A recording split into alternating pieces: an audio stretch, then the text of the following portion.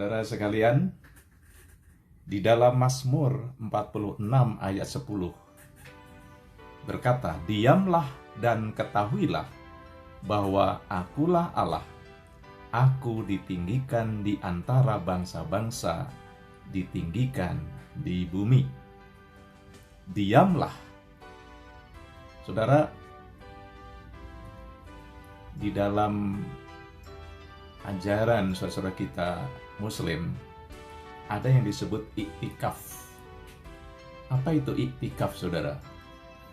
Iktikaf itu satu amalan ibadah di mana seseorang duduk di masjid dan dia berdiam diri, tidak bicara apa-apa, saudara, berdiam diri saja, dan pikirannya tertuju kepada Tuhan, merenungkan, mengingat sifat-sifat Tuhan dan kebaikan Tuhan.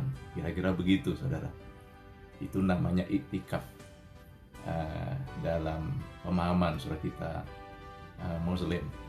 Saudara, rupanya di dalam Alkitab, kitab Mazmur tadi berkata, "Diamlah dan ketahuilah bahwa Akulah Allah." Saudara, sebagai orang percaya, rupanya Tuhan juga mau ada saatnya kita diam, saudara.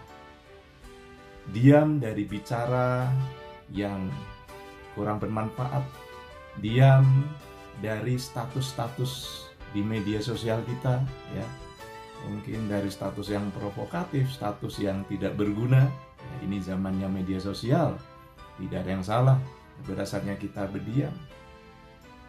Saudara, diam untuk apa? Saya mengistilahkan diam untuk detoksifikasi hati dan detoksifikasi pikiran. Saudara, kadang-kadang hati dan pikiran kita banyak tercemar oleh hal-hal yang negatif, hal-hal yang tidak baik, saudara. Jadi pada saat kita berdiam diri, mungkin menyendiri di rumah, berdiam diri, dan kita merenungkan, memikirkan, pikiran kita penuhi dengan kasih Tuhan. Kita penuhi dengan kebaikan-kebaikan Tuhan. Kita mengingat-ingat kembali tentang bagaimana Tuhan sudah menyertai memberkati kita. Kita penuhi pikiran kita dengan perkara-perkara firman Tuhan. Saudara, saya pikir detoksifikasi ini perlu secara rutin bagi setiap kita, supaya kita disegarkan kembali, supaya kita secara rohani, ya, diberikan hati yang jernih, pikiran yang jernih, sehingga dengan demikian kita tidak salah melangkah. Saudara, diam detoksifikasi. Ada saatnya kita berpikir bahwa hidup ini adalah anugerah Tuhan, supaya saudara kita tetap menjadi orang yang belajar rendah hati, tidak sombong, dan kita memiliki terus sikap yang baik yang diperbarui dari hari ke hari. Ada satu kisah nyata yang kemarin mungkin juga di-share oleh Pak Jamal tentang kematian seorang miliarder dari Spanyol, namanya Antonia Vieira. Dia adalah salah seorang miliarder, dia seorang presidir bank besar di Portugal, meninggal karena penyakit, karena COVID-19, saudara, beberapa hari lalu.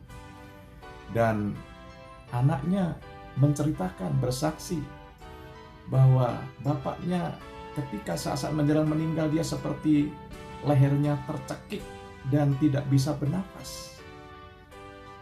Untuk mendapatkan udara, oksigen yang tidak dijual, yang bebas, yang gratis saja, Antonia Vieira seperti kesulitan. Padahal uangnya bermiliar-miliar dolar, kekayaannya. Saudara, apa artinya? Akhirnya kita menyadari hidup ini adalah anugerah. Sekalipun kita punya uang banyak, pada akhirnya itu semua tidak akan ada artinya tanpa anugerah Tuhan. Diamlah dan ketahuilah bahwa Akulah Tuhan. Memang ada saatnya kita mesti banyak berdiam. Berdiam merenungkan kebaikan Tuhan. berdiam, mengevaluasi diri, merenungkan kehidupan kita. Dan saya yakin ini akan menjadi hal yang baik ketika kita lakukan secara rutin, dan kita terus mengalami bimbingan dan pertolongan Tuhan untuk kita tetap faith menjalani kehidupan ini. Demikian, kiranya Tuhan memberkati kita semuanya. Shalom.